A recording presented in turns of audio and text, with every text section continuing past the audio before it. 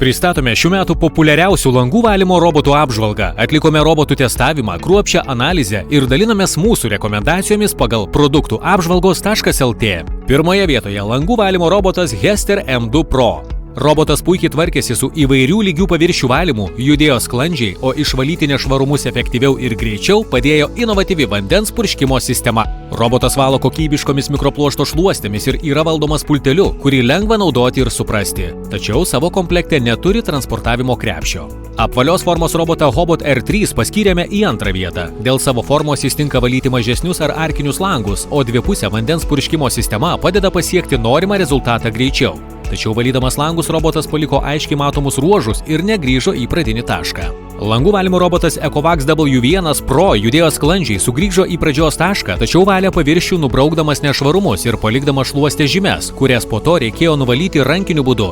Be to, šis robotas veikia gan garsiai, todėl buvo sunku išgirsti balsinius signalus. Ketvirtoje vietoje MamiBot W200 langų valymo robotas. Šio modelio didžiausias privalumas – belaidis veikimas su prie lango prikabinta pakraunama baterija. Korpusas pasirodė tvirtas, kokybiškas, tačiau robotas neturi vandens purškimo sistemos, kuri yra labai svarbi norint išvalyti langus kokybiškai. Sekantis gerai žinomo prekinio ženklo robotas Hobot 2S. Šis robotas turi didesnės šluostės, kurios padeda išvalyti daugiau lango ploto, tačiau testavimo metu pastebėjome, kad robotas stringa pasiekęs lango kraštą, palieka žymes.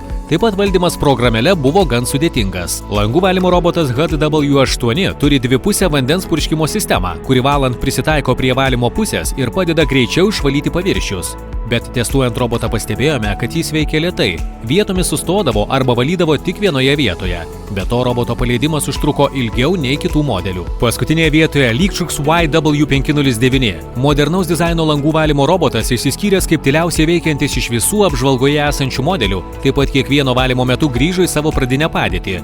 Bet valymo kokybė nuvylė. Robotas valydamas trankėsi į šonus, nejudėjo sklandžiai, paliko ruožus. Atlikę išsame langų valymo robotų apžvalgą, išrinkome mūsų nuomonę efektyviausiai valantį robotą – Hester M2 Pro.